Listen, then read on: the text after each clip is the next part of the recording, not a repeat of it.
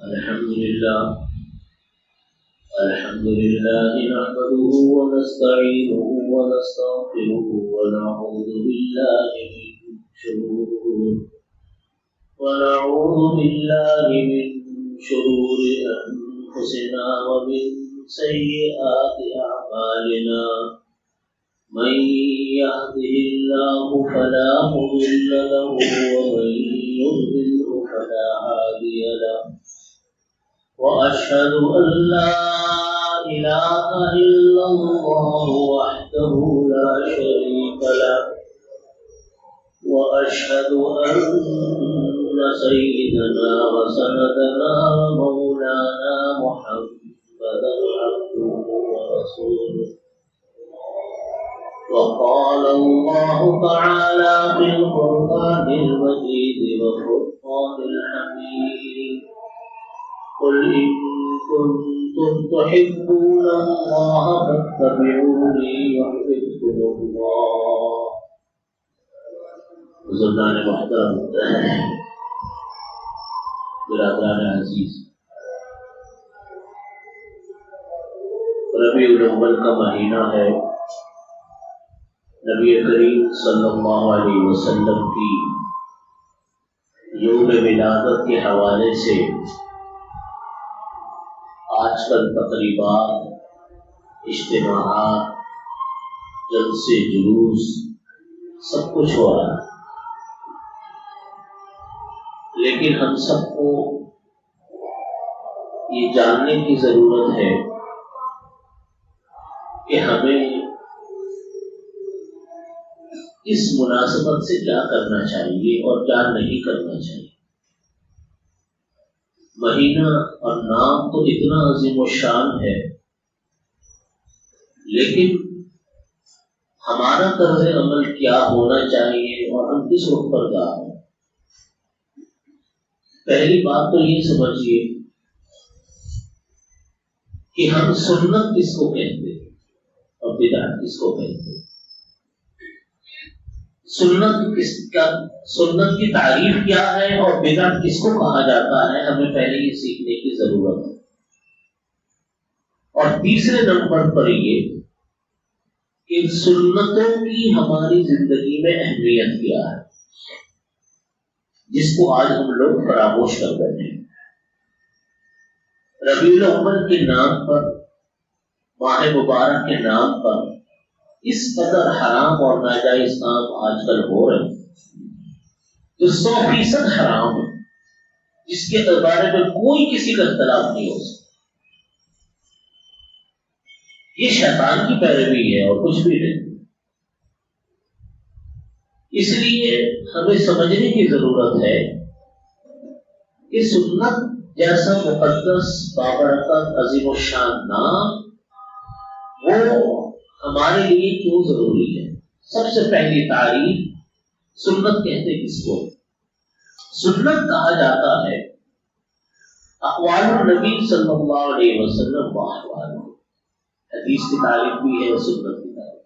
نبی کریم صلی اللہ علیہ وسلم کی اقوال بھی اور نبی کریم صلی اللہ علیہ وسلم کے افعال بھی. آپ نے جو باتیں ارشاد فرمائی یا آپ نے کوئی کام کیا، یہ دونوں چیزیں سنت ہے. اب آپ نے جو باتیں ارشاد فرمائی ان میں بہت ساری چیزیں تو وہ ہیں جن کے اوپر عمل کرنا ہم سب کے لیے بہت لازم ہے، جس کو ہم کہتے ہیں کہ سنتیں. ہم یوں اس کو دو حصوں میں تقسیم کرتے ہیں. ایک سنت تشریعیہ ہوتی ہے، ایک سنت عادیہ ہوتی ہے. سنت تشریعیہ کا مطلب ہوتا ہے کہ وہ باتیں جو کہ شرعی احکامات پر مشتمل ہیں. نبی کریم صلی اللہ علیہ وسلم نے جو شرعی احکامات بیان کیے، ہم سب کے اوپر اس کی پابندی لازم ہے. نہیں کریں گے ہم غلطی کریں گے، گناہ کریں گے، حرام کریں گے. مثلا قرآن کریم میں اللہ تعالیٰ نے ارشاد فرمایا اقیموا الصلاۃ، نماز پڑھو. فرمایا آتوا الزکات، زکات ادا کرو. حج کے بارے میں آتا ہے فللہ علی الناس حج البیت من استطاع الیہ سبیلا، حج لازم ہو گئے. روزے لازم ہو گئے، لیکن ان کی تفصیلات، ان کی شرائط، ان کے قاعدے ضابطے وہ قرآن کریم میں اللہ تعالیٰ نے نہیں بیان کرنا۔ ہر جگہ آیا نماز کے بارے میں تو آتا ہے، نماز پڑھو، نماز کا حکم ہے، نماز کی فضیلت ہے، لیکن کتنی نمازیں پڑھے میں، کتنی رکعتیں پڑھے فجر میں، فجر کا نام یعنی 5 نمازوں کا نام بھی تو قرآن کریم نے نہیں لیا کہ 5 نمازیں فرض ہیں۔ یہ تو ہمیں کس نے بتایا؟ نبی علیہ الصلوۃ والسلام۔ ان کے طریقے کیا ہیں؟ کون سی نماز میں کتنی رکعتیں لازم ہیں، کتنی فرض ہیں، کتنی سنت ہیں، پھر نمازیں پڑھنے سے پہلے کیا شرائط ہے کہ جسم پاک ہو، کپڑے پاک ہو، وضو ہو، ایک تفصیلات ہے۔ یہ ساری تعلیم ہم کو کس نے دی؟ آقا کریم علیہ الصلوۃ والسلام نے، جس کی پابندی میرے آپ تمام انسانوں پر لازم ہے۔ یہی حال کس کا ہے؟ روزوں کا۔ روزوں کی تشریح کہ روزے کیسے ہوں گے، کتنے رکھے جائیں گے، کس وقت سے کس وقت تک رکھا جائے گا، اس کی شرائط کیا ہے، کن چیزوں سے بچنا ہے، کن سے نہیں بچنا ہے، ساری تفصیلات ہم کو کس نے بتائی؟ نبی علیہ السلام۔ زکات کا، اسی طرح حج کے طریقے، یہ ساری تفصیلات بھری پڑی ہیں حدیث میں۔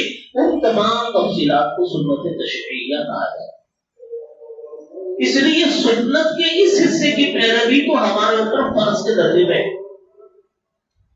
پھر سنت آپ صلی اللہ علیہ وسلم کے پاس عادات تھے، پاس کام تھے، آپ نے لوگوں کو تو نہیں کہا کہ اس طرح کرو، لیکن آپ خود کرتے تھے۔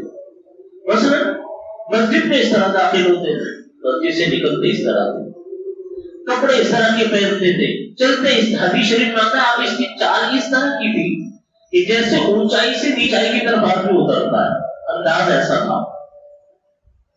آپ بات کرتے تھے، مسکراتے تھے۔ حدیث شریف میں آتا ہے کہ جب آپ بات کرتے تھے آپ جو ہے مسکراتے تھے، مسکراہٹ رہتی تھی آپ کے چہرے۔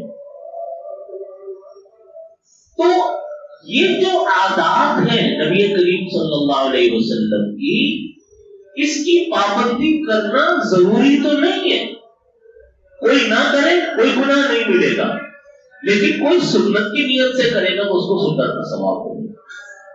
یہ دو قسمیں ہیں۔ پھر آپ صلی اللہ علیہ وسلم نے ہمیں معاشرت کے طریقے سکھلایا، رہن سہن کے طریقے سکھلایا کہ کس طریقے سے انسان کو اپنے ماں باپ سے تعلق رکھنا ہے، کس طریقے سے بیوی بچوں سے رکھنا ہے، کس طریقے سے خاندان والوں سے رکھنا ہے۔ بیمار کے بارے میں فرمایا کہ کس طریقے سے بیماروں سے پیش آنا ہے۔ روپے پیسے کے معاملات ہمارے کیسے ہونے چاہیے، لین دین کے معاملات کیسے ہونے چاہیے۔ یہ ساری چیزیں ہمارے اوپر عمل کرنا ضروری ہے۔ یہ معاشرت کے طریقے ہیں، ان کو چھوڑیں گے ہم ختم ہو جائیں گے۔ اسی لیے آپ دیکھیے ایک عبادات ہیں، ان کے اندر ہمیں پیروی کرنے کی ضرورت ہے۔ ان چیزوں کی جو فرائض ہیں، ان چیزوں کی جو سنت موقعہ ہے، ان چیزوں کی جو مستحبات ہے۔ عبادات کے بعد آتے ہیں رہن سہن کے طریقے، جس کو معاشرت کہتے ہیں۔ یہ اتنا اہم حصہ اسلام کا، دین کا، کہ اگر اس حصے کو ہم فراموش کر دیں تو ہمارا معاشرہ جرائم سے اور لڑائی جھگڑوں سے بھر جائے۔ ہمارا تعلق ماں باپ سے، ہمارا تعلق اپنے سگے بہن بھائیوں سے، ہمارا تعلق بیوی سے، ہمارا تعلق بچوں سے، ہمارا تعلق اپنے دیگر عزیز رشتہ داروں سے، پڑوسیوں سے، ملنے جلنے والوں سے، دفتر والوں سے، ایک تفصیلات ہے قرآن کریم کا، نبی کریم صلی اللہ علیہ وسلم کی احادیث کی۔ یہ سنتیں ہیں ایسی کہ جن کو اپنانا ضروری ہے، جن کو سیکھنا ضروری ہے، جس پر عمل کرنا ضروری ہے۔ اس پر عمل نہیں کریں گے تو ہمارا معاشرہ طرح طرح کے مسائل کا شکار ہو جائے گا، جو ہو رہا۔ اسی طرح دین کا اہم شعبہ معاملات ہے۔ آپ کے روپے پیسے کے معاملات کیسے ہونے چاہیے، پوری تفصیلات بھی۔ رشوت حرام ہے، سود حرام ہے، اور راشی والمرتشی کلاہما فی النار، دونوں دوزخی ہیں، رشوت لینے والا دینے والا۔ سود کے بارے میں فرمایا لعن رسول اللہ صلی اللہ علیہ وسلم آخر الربا وموکلہ وکاتبہ وشاہدہ وقالہ فیہ سواء، کہ لعنت فرمائے نبی کریم صلی اللہ علیہ وسلم نے سود لینے والے پر، کھانے والے پر، سود پے آف جو ادا کرتا ہے اس کے اوپر، سود کا گواہ بننے والے پر، سود کا کام لکھنے والے پر، فرمایا کہ گناہ میں سب برابر ہیں۔ آپ صلی اللہ علیہ وسلم نے ہمیں احکامات بتائے کہ جو چیز انسان کے قبضے میں نہ ہو اس کو مت بیچو، جو چیز انسان کی ملکیت میں نہ ہو اس کو مت فروخت کرو، جس چیز کے اوپر قبضہ نہ ہو اس کو قبضہ لیے بغیر آگے مت بیچو۔ یہ ساری تفصیلات ہمیں حدیث سے پتہ چلتی ہے۔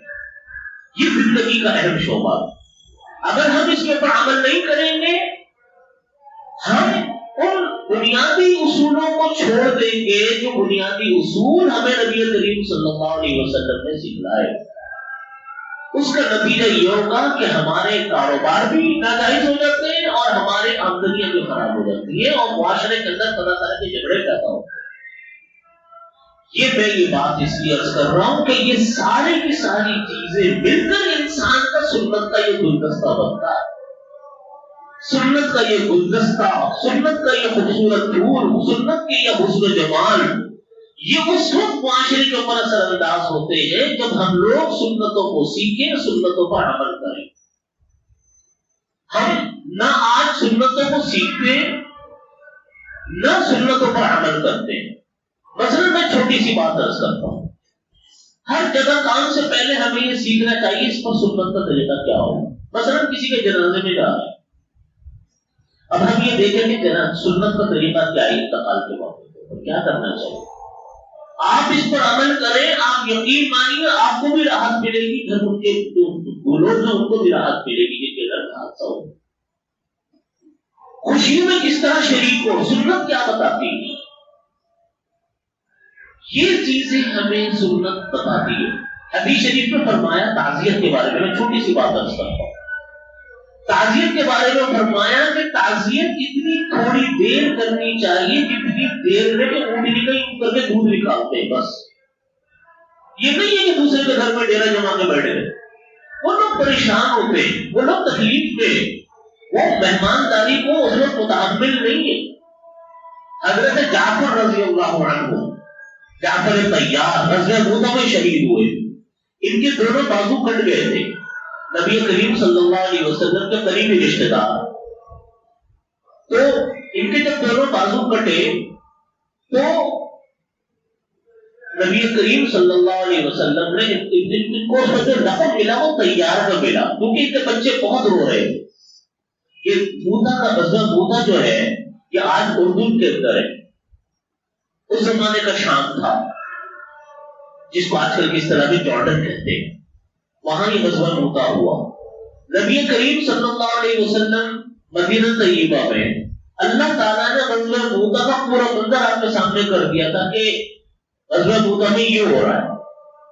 تو جس وقت حضرت جعفر آپ صلی اللہ علیہ وسلم نے پہلے فرما دیا تھا کہ قافلہ جائے اور اس کی قیادت حضرت زید بن حارثہ کریں گے، اگر زید بن حارثہ شہید ہو گئے تو پھر حضرت جعفر کریں گے، اگر حضرت جعفر بھی شہید ہو گئے تو حضرت عبداللہ بن رواحہ کریں گے، اگر حضرت عبداللہ بن رواحہ بھی شہید ہو گئے تو پھر آپ لوگ اپنے مشورے سے کسی کو بھی امیر بنا رہے ہیں۔ تو روایات میں لکھا ہے کہ ان تینوں صحابہ کرام سمجھ گئے تھے کہ ہماری شہادت کی باری آ گئی، اب ہم شہید ہونے جا رہے ہیں۔ چنانچہ حضرت عبداللہ بن رواحہ اپنا قافلہ نکلنے کے بعد ایک دو دن بعد جمعہ تھا، انہوں نے سوچا کہ مجھ کو یہ کہا گیا ہے اگر میں شہید ہو جاؤں تو ان کو بنا لے، تو اس کا مطلب ہے میرا وقت تو آ گیا، تو کیوں نہ میں ایک جمعہ آپ صلی اللہ علیہ وسلم کے پیچھے پڑھ لوں۔ تو ایک دو دن رک گئے، قافلہ نکل گیا، اور یہ تھا کہ جمعہ پڑھتے ہی میں نکل جاؤں، میں جمعہ ایک میں آپ صلی اللہ علیہ وسلم کے پیچھے پڑھ لوں۔ جب نماز پڑھا رہے آقا علیہ الصلوۃ والسلام تو حضرت عبداللہ بن رواحہ پر نماز کی نظر پڑی کہ وہ بیٹھے ہوئے، حیران ہو گئے کہ قافلہ تو روانہ تو عبداللہ بن رواحہ کیوں بیٹھے ہوئے؟ تو آپ نماز کے بعد پوچھا کہ آپ کیوں نہیں گئے؟ اور میں کہ یا رسول اللہ، میں نے سوچا میرا شاید آخری جمعہ ہو یہاں پر مدینہ میں، تو میں آپ کے پیچھے جمعہ پڑھ لوں۔ آپ نے ناراضگی کے ساتھ اپنے فرمایا کہ فوراً ڈاکٹر قافلے سے جا کر گئے. تو جس وقت حضرت جعفر رضی اللہ عنہ شہید ہوئے تو آپ کے سامنے منظر تھا بالکل. آپ اس کو کس طرح منظر کشی کر رہے تھے جیسے آپ کے سامنے صحابہ کرام کو مسجد نبوی میں بیٹھے ہوئے حال بتا رہے ہیں. آپ نے فرمایا زید بن حارثہ شہید ہو گئے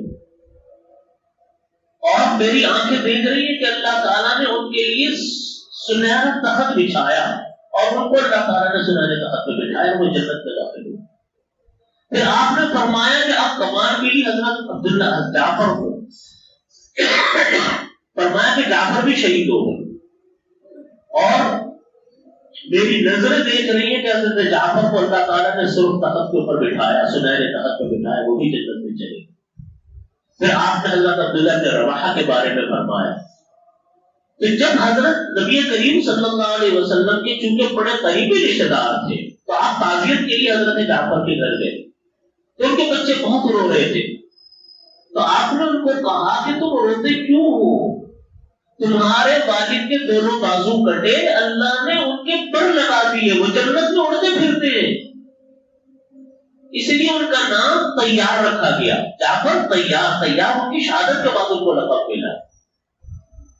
وہاں سے یہ مسئلہ پتا چلا کہ اگر کسی کے ہاں کوئی حادثہ پیش آ جائے انتقال کا تو گھر والوں کے ذمے اپنے گھر کا کھانا پکانا بھی نہیں ہے.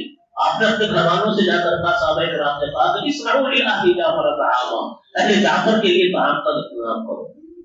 تو تعزیت حکم کیا ہے شریعت کا کہ تعزیت کتنی دیر ہوگی؟ تھوڑی دیر. یہ سنت ہے.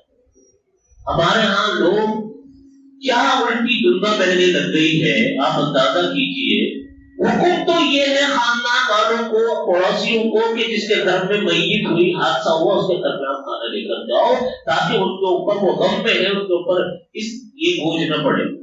اور آج ہمارے ہاں چونکہ سنتوں سے دوری ہے تو گھر والے تو تیسرے دن بھرپور دعوت کرنے ان کے لیے ضروری ہے. تیجے کی دعوت ہوتی ہے, سویب کی دعوت ہوتی ہے, اور ایسی دعوت ہوتی ہے جیسے شادیوں کی دعوت ہوتی ہے. کئی لوگوں کے یہاں میں تعزیت میں کیا, مجھے نہیں معلوم تھا کہ کیا سویا میں, وہاں تو اس طرح دعوت چل رہی تھی جیسے ولیمے کی کیا دعوت ہوگی کسی کی. یہ سنت نہیں ہے, یہ سنت سے دوری کے نتیجے. ہمارا معاشرہ شادیاں ہیں, آپ دیکھیے آج ہمارے لیے شادیاں, بچوں کی شادیاں کتنا مشکل مسئلہ بن گئے. ہم لوگ سنت سے دور ہو جاتے ہیں, جس کی وجہ سے نتیجے میں ہم طرح طرح کے مسائل کا شکار ہو گئے. کتنی تقریبات خطبہ کی, مہندی کی, اور پتہ نہیں کون کون سی تقریبات کرنی پڑتی ہے تو کہیں زیادہ شادی کی تقریب نمٹتی ہے. جو اخراجات انسان کے اوپر آتے ہیں ہر آدمی کو بھی ان کو پورا کر سکتا. آج معاشرے میں کتنے جھگڑے ہیں, عورتوں کو میراث نہیں ملتی, میراثیں تقسیم نہیں ہوتی, ان میراثوں میں تقسیم نہ ہونے سے خاندانوں میں کتنے جھگڑے ہیں. یہ کس بنیاد کے اوپر ہے؟ اس لیے کہ ہم سنت پر عمل نہیں کریں. سنت یہ ہے کہ انتقال ہوتے ہی میراث تقسیم کرو. آج نہیں ہوتی, نتیجہ یہ کہ بھائی بہن کا دشمن, بہن بھائی کے دشمن, بہن بھائیوں بھائیوں میں جھگڑے, چچا تایوں میں جھگڑے. آپ دیکھ لیجیے ہمارے پورے معاشرے میں, کراچی سے خیبر تک آپ چلے جائیں, آپ کو کتنے گھرانے, کتنی زمینیں ایسی ملیں گی جس کے اندر کتنے قتل ہو چکے ان زمینوں جائیدادوں کے چکروں. آج کاروبار ہمارا زمین پر آ گیا اس وجہ سے کہ ہم لوگ سنت سے دور ہیں. بھائیو بات یہ ہے کہ میں نے 4 شعبے بیان کی ایمان کے بعد. ایک ہے عبادات, ایک ہے معاشرت, تیسرا ہے معاملات, روپے پیسے کا لین دین, اور 5واں ہے اخلاق. اخلاق کا مطلب ہوتا ہے کہ انسان کے اندر اٹھنے والے, دل میں اٹھنے والے خیالات پاکیزہ ہوں. انسانوں کے کو ہمارے سے کسی دوسرے کو تکلیفیں نہ پہنچ جائیں تو اس کی ہم مداوات کرنے کی کوشش کریں. ان سب چیزوں میں شریعت کے احکامات. اپنے نسلوں کو, اپنے بچوں کو دین سے وابستہ کرو. اگر دین سے وابستہ نہیں کرو تو یہ کل بچے ہمارے نہیں ہوں. میں آپ سے صاف عرض کرتا ہوں, ہمارے وہ بچے جو صرف اسکولوں میں تعلیم حاصل کرتے ہیں اور انگلش میڈیم اسکولوں میں پڑھتے ہیں, اس کے اندر اسلامیات کی تعلیم نہیں ہوتی. یہاں انگلش میڈیم اسکول ہے. آپ یقین مانیے وہ بچوں کے اگر ماں باپ بھی ان کو دینی تعلیم نہیں دیتے نا وہ بچے پھر کہیں کے نہیں ہیں, وہ ہمارے بچے نہیں ہیں. یعنی نسبی طور پر ہمارے ہیں لیکن مزاج اور مذاق کے اعتبار سے اپنے عادات اور اخلاق کے اعتبار سے وہ بچے پتہ نہیں کیا بن رہے ہیں. آپ دیکھیے اس وقت ہمارے معاشرے میں قتل و غارت گری عام ہے, جھوٹ عام ہے, ڈکیتیاں عام ہیں, کرپشن کی تو لازوال داستانیں ہیں. یہ سارے جرائم پیشہ لوگ تیار کہاں سے ہوئے؟ اتنے بڑے بڑے کرپ لوگ کہاں سے تیار ہوئے؟ یہ ہمارے اسکول کالجز کے پڑھے ہوئے بچے, یہ سب تعلیم یافتہ, یہ سب ڈگری ہولڈر ہیں, لیکن ان کے پاس سنت اور اخلاق کی تعلیم نہیں ہے. تو آپ دیکھ لیجیے انہوں نے ظلم کا کیا بازار گرم کر رکھا. آپ عدالتوں میں جائیں, آپ اسمبلیوں میں جائیں, آپ حکومتوں میں جائیں, آپ اپنے پرائیویٹ سیکٹر پہ جائیں, آپ کو ہر طرف ظلم ہی ظلم نظر آئے. اور کرنے والے سب تعلیم یافتہ لوگ ہیں, سب ڈگری ہولڈر ہیں. وجہ کیا ہے؟ فرق کیا پڑا؟ کیوں ہے ایسا؟ فرق یہ ہے کہ ان کو نہ اخلاق کی تعلیم ملی, نہ دین کی تعلیم ملی, نہ سنت کی تعلیم ملی. نتیجہ یہ ہوا کہ سب کچھ تعلیم حاصل کر کے بھی بھیڑیے انسان نہیں. کتنے واقعات ہم پڑھ رہے ہیں بچوں کے اغوا کے, ہر وقت پڑھتا رہتا ہوں کتنے بچے اغوا ہو رہے ہیں, کتنی معصوم بچیوں کے ساتھ اغوا کے بعد زیادتیوں کے واقعات ہو رہے ہیں, کتنی کرپشن ہمارے معاشرے میں عام ہے, کتنے قتل اور ڈکیتیاں عام ہیں. یہ ذمہ دار صرف وہ بچہ نہیں ہوتا جو ڈکیتی کر رہا, ذمہ دار وہ آدمی نہیں ہے جس نے کرپشن کی, ذمہ دار اس کے ماں باپ بھی ہیں, ذمہ دار اس کے اساتذہ بھی ہیں, ذمہ دار اس کا کوئی اسکول کالج بھی ہے جہاں سے انہوں نے تعلیم حاصل کی. انہوں نے اپنی کیا نسل تیار کر کے دی ہے قوم. بات تو بچپن سے چلتی ہے نا. آپ نے بچپن سے بچوں کو کیا بنایا, کیا تیار کیا؟ یہ تیار کیا کہ بڑے ہو کر وہ ہر وقت لوٹ کھسوٹ میں لگے رہے, کرپشن میں لگے رہے. پورا معاشرے سے ذمہ دار ہوتا ہے.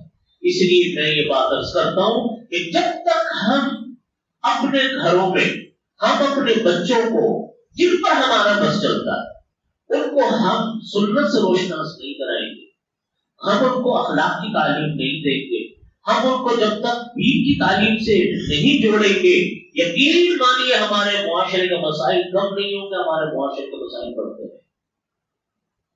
اور میں ہمیشہ یہ بات اپنے ساتھیوں کو میں نے کئی دفعہ بھی عرض کی, ابھی بھی عرض کرتا ہوں, 2 کام ہمیں کرنے کی ضرورت ہے. دیکھیے 12 ربیع الاول کے نام پہ جلوس نکال دیا, اس کا اسلام سے کیا تعلق ہے؟ 12 ربیع الاول کے نام پہ آپ نے چراغاں کر لیا, اس کا اسلام سے کیا تعلق ہے؟ کوئی تعلق نہیں ہے اس کا اسلام سے. بدعت کی تعریف کیا ہے؟ بدعت اس کو کہتے ہیں کہ جو چیز کوئی ایسا نیا کام دین سمجھ کر کیا جائے, کوئی ایسا نیا کام دین اور ثواب سمجھ کر کیا جائے جس کا ثبوت نبی کریم صلی اللہ علیہ وسلم اور صحابہ کرام سے نہ ہو, یہ بدعت کی تعریف.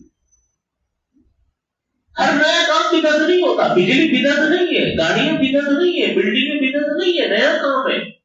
نیا کام کا مطلب ہے کہ نیا کام سنت اور دین سمجھ کے ثواب کی نیت سے کیا جائے جس کا ثبوت نبی کریم صلی اللہ علیہ وسلم اور صحابہ کرام سے نہ ہو, یہ بدعت. آج ہمارے ہاں چراغاں ثواب سمجھ کے کیا جا رہا ہے, آج ہمارے ہاں جلوس نکال کر زندگی تباہ کی جا رہی ہے, ہیرن کی جا رہی ہے, ثواب سمجھ کے کی جا رہی ہے. خواتین اور مرد عورتوں کے مشترکہ مخلوط اجتماعات ہو رہے ہیں, میوزک کے اوپر نعتیں سنی جا رہی ہے. آپ مجھ کو بتائیے اس کا شریعت سے کہاں سے تعلق ہے؟ اب تو ڈانس ہونے شروع ہو گئے, ڈانس ہو رہے ہیں, بھنگڑے ڈالے جا رہے ہیں, خانہ کعبہ کی شبیہت بنائی جا رہی ہے, روضہ اقدس کی شبیہت بنائی جا رہی ہے, ان کے طواف ہو رہے ہیں. میرے بھائیوں اس کا دین سے کوئی تعلق نہیں, اس کا دین سے کوئی گزر نہیں ہے. صحابہ کرام سے بڑا کون نیک ہوگا؟ کوئی امت کے سب سے بڑے نیک لوگ صحابہ کرام ہیں, ان سے بڑا کوئی نیک نہیں ہو سکتا. کوئی آخری وقتوں کا بھی اگر صحابی ہوگا تو دنیا کا کوئی بڑے سے بڑا ولی اللہ بھی صحابی کا مقابلہ نہیں کر سکتا, اس لیے کہ وہ صحابی ہیں. اصحابی النجوم, میرے صحابہ ستاروں کی مانند ہے. بیئہم اقتدیتم, تم جس کی اقتدا کرو گے ہدایت پاؤ. اتنا بڑا اعلان کہ میرے صحابہ ستاروں کے معنی تھے، جس کی اقتدا کرو گے ہدایت پا جاؤ گے، کتنا بڑا اعلان۔ رضی اللہ عنہم ورضوا عنہ، اللہ ان سے راضی وہ اللہ سے راضی۔ یہ صحابہ کرام کی شان ہے۔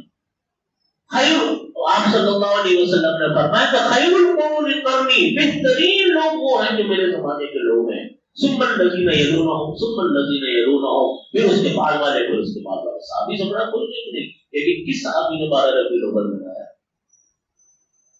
حضرت عمر، آپ یہ کہیں کہ نبی کریم صلی اللہ علیہ وسلم نے نہیں بنایا تو ابو بکر صدیق رضی اللہ عنہ نے بنایا، ان سے بڑا کوئی نیک ہے؟ حضرت عمر فاروق رضی اللہ عنہ نے بنایا، حضرت عثمان غنی رضی اللہ عنہ نے بنایا، حضرت علی رضی اللہ عنہ نے بنایا۔ کون سے صحابہ کرام ہیں؟ یہ تو سنتوں کے شیدائی تھے، یہ تو سنتوں کے دیوانے تھے۔ اگر کوئی نیکی ہوتی تو سب سے بڑی یہ کرنے کا کام کیا ہے؟ کرنے کا کام یہ جو میں نے آپ کے سامنے کہ اپنے بچوں کے اوپر توجہ دیں، اپنی نسلوں پہ توجہ دیں، ان کے اخلاق اور کردار پر توجہ دیں تاکہ ایک مسلمان بنے۔ اس کے لیے 2 کام کریں، اپنے بچوں کو اجتماعات میں لے کر جائیں، درس قرآن، درس حدیث، کوئی بزرگ کا بیان، کوئی اجتماع، کوئی حلقہ اس میں جوڑیں۔ نمبر 2، سنت کی کتاب کوئی نہ کوئی بچوں کو پڑھ کر سنائیں۔ میں ہمیشہ ہر 12 ربیع الاول کو کتاب کا نام دیتا ہوں، اس میں رسول اکرم صلی اللہ علیہ وسلم، حضرت ڈاکٹر عبدالعزیز صاحب عارفی رحمۃ اللہ علیہ کی کتاب ہے، شاندار کتاب ہے، وہ اپنے گھر میں روزانہ 5 منٹ پڑھے، کم از کم ربیع الاول میں سے ابتدا کریں تاکہ بچوں کو سنتوں کے بارے میں پتہ چلے۔